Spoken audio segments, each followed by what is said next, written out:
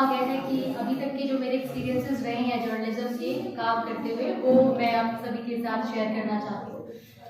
Journalism का मेरा अपना करियर जो है 5 साल का रहा है। मैंने जनसत्ता, दैनिक जागरण और दैनिक भास्कर जैसे संस्थानों में काम किया है। यहाँ रिपोर्टिंग से लेकर डेस्क पर काम करने तक सारी चीजें रही हैं। कास्ट का जो मसला है, जातीय आधार पर जो भेदभाव, उसको मुझे लगता है शायद मैंने बहुत समय तक समझा नहीं था, या मैंने उसको फेस नहीं किया, या मैं उसको समझ नहीं पाई, या वो नजर नहीं थी मेरे पास। स्कूलिंग या एजुकेशन जो भी मेरी कंप्लीट हुई, गोल्ड मेडलिस्ट हूँ दिल्ली यूनिवर्सिटी से ही, और यहीं से मेरा जर्नलिज्म मैंने ग्रेजुएशन किया है। तो उस समय तक ऐसा कुछ भी मैंने नहीं महसूस किया था कि जातीय आधार पर कोई भेदभाव होता है। लेकिन जब नौकरी शुरू की, लेकिन उससे पहले सुनती जरूर आ रही थी चीजें ऐसी हो रही हैं, सोसाइटी में एग्जिस्ट करता है डिस्क्रिमिनेशन भी। जब नौकरी शुरू की, मेरा पहला एक्सपीरियंस जिस संस्थान के साथ हुआ, वहाँ बहुत शिद्दत से काम किया, क्योंकि पहली नौकरी थी तो अपना पूरा 100% देना था वहाँ, अपनी एक इमेज बनानी थी। जितनी मेहनत कर सकती थी, दिन रात जो भी काम मिलता था वो मैं करती रहती थी। पर धीरे धीरे एक ये पहला और अंतिम संस्थान तो नहीं कहूँगी, बट एक वही संस्थान था जहाँ मुझे वॉशरूम में जाकर के रोना पड़ता था। मतलब कास्ट क्या है उसकी वजह से चीजें धीरे धीरे समझ आ रही थी कि क्यों ऐसी चीजें हो रही है। मेहनत मैं पूरी कर रही हूँ, लेकिन जब प्रमोशंस की बात आती है, इवन आप जिस डेस्क पर बैठे हो, उस डेस्क पर भी आपके साथ जो बात करने का तरीका है, या कोई कैसा बॉडी लैंग्वेज आपके सामने लेकर के आ रहा है। पहली चीज तो होती है आपका पूरा नाम। पूरे संस्थान में सब जानना चाहते हैं आपका नाम क्या है। नाम बता दिया तो पूरा नाम क्या है, फिर उनसे आप पलट कर ये पूछ लो पूरा नाम जानकर आप क्या करना चाहते हैं, क्या आप जातीय आधार पर भेदभाव करना चाहते हैं, तो थोड़ा सा पका जाते हैं कि अच्छा नहीं नहीं, ये मतलब नहीं था, हम सिर्फ नाम जानना चाह रहे थे। उनकी संतुष्टि के लिए उनको नाम बता दो, लेकिन फिर आप धीरे धीरे चीजें देखते हो कि आपके साथ जो बर्ताव है या जो रवैया है वो किस तरीके का अपनाया जा रहा है। यहाँ तक भी चीजें होती हैं कि कोई बैठा है आपके बगल में, just because of their hierarchy और देयर कास्ट, वो आपके सामने हो सकता है कि आप उनके जो पैर हो वो आपकी तरफ हो और उनका मुंह किसी और तरफ हो। तो ये छोटी छोटी चीजें होती है जो हमें लगता है, इवन जो उन्होंने खाया है उसके बाद भी बोलेंगे कि अब तुम इसको खाओ, खत्म करो, ये फलाना खत्म करेगा, वाई। तो ऐसे बहुत सारे सवाल थे, और ये वो लोग थे जो शायद काशीराम की एक लाइन है कि एक विचारधारा को लेकर के जो उन्होंने बोला है कि हरे घास के हरे कीड़े जो दिखाई नहीं देते हैं। तो ये वही लोग थे जो मुझे दिखाई नहीं दे रहे थे। मुझे लग रहा था कि मेरे सपोर्ट में है, मेरे लिए चीजें कर रहे हैं, लेकिन चीजें किसी और के लिए हो रही थी, फायदा किसी और का हो रहा था, मेहनत मेरी होती थी, नाम मेरा नहीं होता था। तो ये पहले संस्थान के मेरे अनुभव थे। लेकिन उसी संस्थान में रहते रहते मुझे जब लाडली मीडिया अवार्ड मिला, तो बहुतों ने मुझे बोला कि तुम्हारी मेहनत ऐसे रंग लेकर के आई है, और जो डिस्क्रिमिनेट कर रहे थे उनको शायद ही करारा जवाब है। दो तरफा चीजें होती हैं, एक कास्ट एक जेंडर। कास्ट की वजह से तो आप डिस्क्रिमिनेशन झेल ही रहे हो, दूसरा आप जेंडर की वजह से भी फेस करते हो, क्योंकि आप जिस संस्थान में हो वहाँ शायद, और आपकी अगर पर्सनालिटी थोड़ी सी चुलबुली है या आप बातूनी हो, आप अपनी बातें रखना चाहते हो, तो एक दूसरा जेंडर जो है वो आपको कहीं ना कहीं चमक छल्लो बोल के निकल जाएगा, या वो आप उसके सामने आओगे तो वो आपसे सटना चाहेगा, आपसे फिर बोलेगा अच्छा चलो एक सेल्फी ले लेते हैं, आ जाओ बैठ जाओ हमारे साथ। साथ बैठ गए तो उनकी बातें ऐसी होती है कि आपको फिर समझ नहीं आता कि मजाक चल रहा है या फिर ह्यूमिलेशन चल रहा है, दोनों में फर्क क्या है। जब ये फर्क समझने की नजर आ जाती है, फिर आप सवाल करना शुरू कर देते हो, फिर आप बोलना शुरू कर देते हो। लेकिन जब आप कंधा किसी के लिए बनना बंद कर देते हो, मतलब आपको कंधे की जरूरत नहीं होती है, फिर लोग आपको उल्टा अपना असली रूप दिखाते हैं। अभी तक तो हाथी के दांत थे, दिखाने के कुछ और खाने के कुछ और थे, लेकिन जैसे आपने जागरूकता आ गई, फिर वो लोग अपना असली रूप वहां से आपको दिखने लग जाता है। तो संस्थानों में ऐसी बहुत सारी चीजें मैंने देखी। मेरे जूनियर्स आए जिसमें क्योंकि वो एक खास दर्जे से आते हैं, खास जाति से आते हैं, तो मेहनत मैं कर रही हूँ, लेकिन प्रमोशन की जब बारी आ रही है तो मेरा नाम होकर के फलाने का होगा, वो बहुत जूनियर है जिसको मैं ही सिखा रही हूँ चीजें, तो उसका प्रमोशन होगा।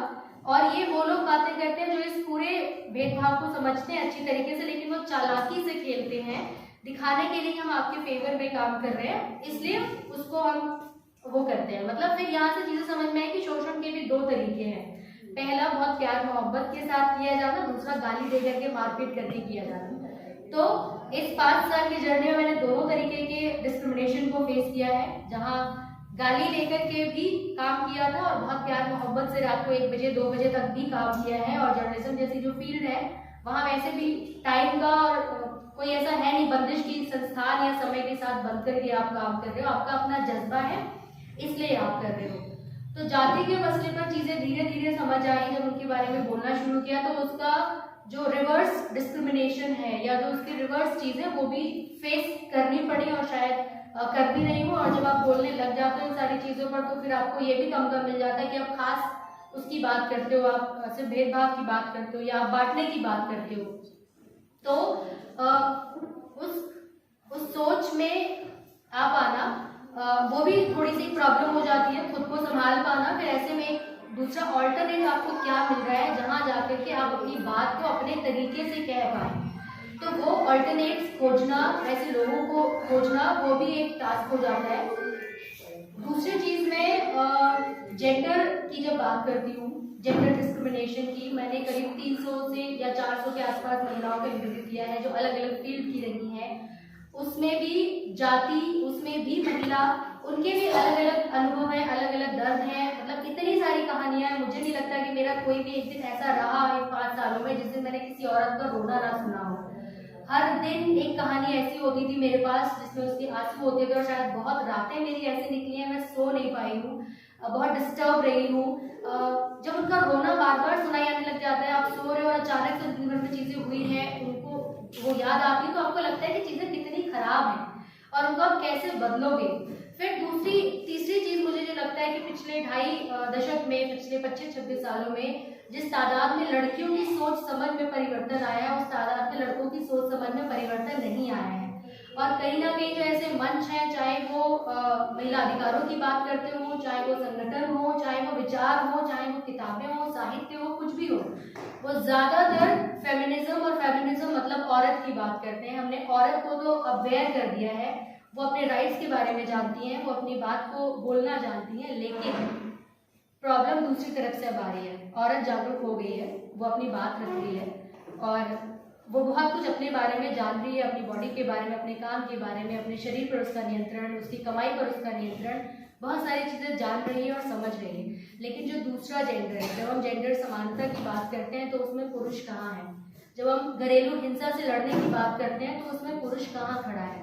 हम वो सवाल नहीं करते हैं। फिर मुझे लगता है कि कहीं ना कहीं हमने जेंडर इक्वालिटी का भी भार औरतों पर ही डाल दिया है कि आप ही को संभालना है और आप ही को चीजें आगे बढ़ानी है। औरत जब अवेयर हो जाती है ना, उसको उसी फैमिली के साथ वो अपने राइट्स की बात करने लग जाती है, लेकिन फिर वो जो राइट है वो कहीं ना कहीं नफरत में बदल जाता है। दूसरा जेंडर उससे नफरत करने लग जाता है कि तुम सिर्फ इसलिए बात कर रही हो क्योंकि तुमने फेमिनिज्म समझ लिया है, क्योंकि तुमने इक्वालिटी समझ ली है। उस इक्वालिटी का मतलब ये कतई नहीं है कि हम समानांतर पुरुष बनने की बात कर रहे हैं या मैं भी पुरुष बनना चाहती हूँ। उस इक्वालिटी में बात सिर्फ इतनी है कि हम घर, परिवार, समाज, धर्म, इन सब में अपनी सहभागिता चाहते हैं, इन सब में हम अपनी इक्वालिटी को चाहते हैं।